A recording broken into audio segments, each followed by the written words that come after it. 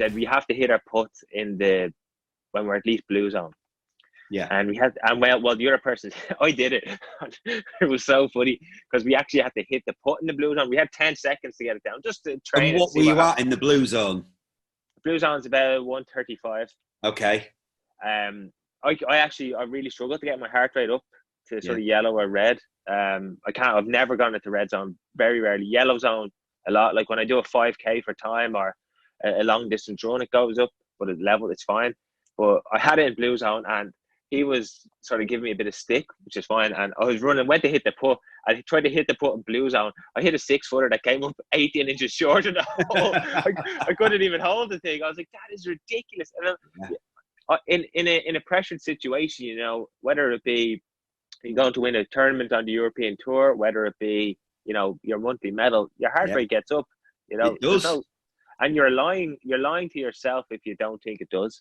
And you try hit a putt like that, your tempo gets quick, and which brings me to the routine that Martin Shook harped on about, which he was brilliant.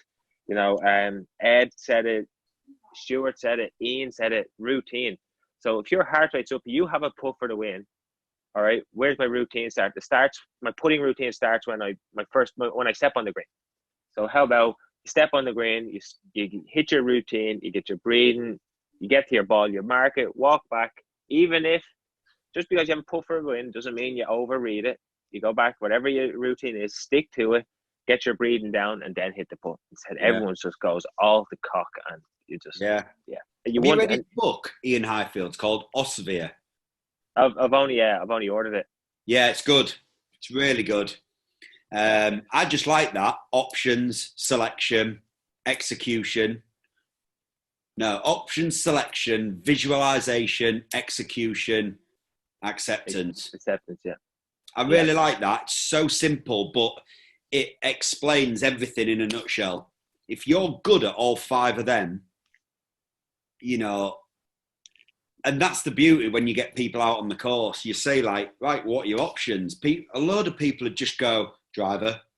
Yeah. Yeah, it is driver, but you've got other options as well. What do you think your other options are? Right, we'll play both balls, you know, with the 2 options that you've given. So, driver, yeah, I agree. Or 2-iron short of the bunker. Perfect, let's play both. And do you know what? It surprises so many people. They go, God, that 2-iron, and then just an 8-iron felt so much easier than hitting driver, because I knew I had to hit driver perfect. Oh man, it's course management goes a long way. Huge. You know, it's that's another drill I had. I'd love your opinion on it. I said this to Ed. Had a good chat with Ed Coughlin there last Friday. Fair play to him for taking my call. And he looked at it objectively, but he agreed, but looked at it in a different way. Yeah. It was you play holes, and I'm doing this with a few of the guys, and they're all keen on it. Play 9 holes where you're not allowed to hit a fairway or a green. And if you hit the fairway, I get to position the ball where I want. So what I'm looking at it is, I'll start people thinking, okay, Ed said it might have a negative effect, but I was thinking in the lines that their course management might change. Right? I'm not allowed to hit a fairway. So, but like, you know, there's a bunker and there's trees left, but there's nothing right. I'm just going to hit this way right. I'm still going to have an attempt at the green. I'm going to control where my ball goes and see if they can make a score.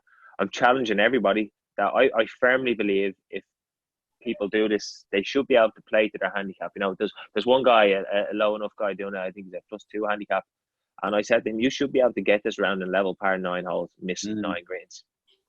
And it should bring their acceptance and expectation should level out, as we discussed. I was going to say, expectation will be dropped a lot.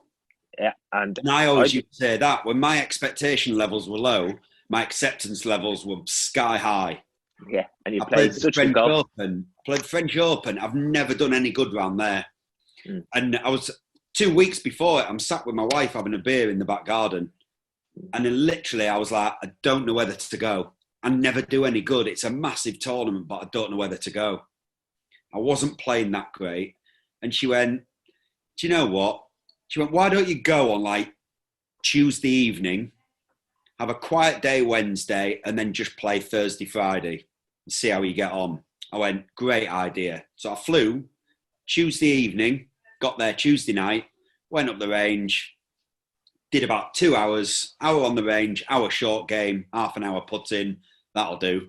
Went for a run that evening. And I remember saying to my caddy, right, I've got a plan and I'm just going to stick to it. I just need to play sensible golf if I'm going to make this, if I'm going to do half decent. And I finished third. Yeah. And I always tell that story because they were like, what was it that week? I went, my acceptance levels were frighteningly good. Frighteningly good. 71st hole, I've pulled it way left into the thick Bondi. I've hacked it out. It went up on the path. We thought it was out of bounds. Luckily, it wasn't. I was second at this point. I've then knocked it back into the middle of the fairway, and I'm just like, right, up and down. I've had it to a 6 foot, hold it for bogey. Yeah. But great it bogey. Was literally because none of the other shots bothered me one bit.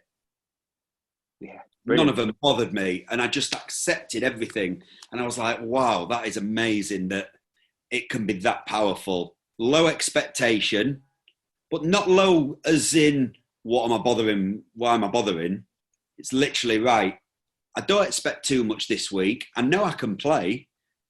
And your acceptance levels just go through the roof. And once you do that around a course like that, it's powerful. Yeah. It's not like you're expecting to flag every shot. You exactly. Expect to hit you're like, I can hit greens. I can hit it to the big parts of the green. I can do both. Being a tough course. Did it play tough that week? Yeah, it was tough. It was tough. But like you're saying, like, you know, you expect your acceptance, your expectation levels go a bit lower. I do one very similar. I literally say you can only go for the green if you hit the fairway. So they're trying to hit the fairway, but if they miss it, they're not allowed to hit the green. If they hit the green, it's a shot penalty. Yeah. And all of a sudden, I just think it tests all parts of the game. And you start thinking a lot more about where you want to hit your second shot. A lot more.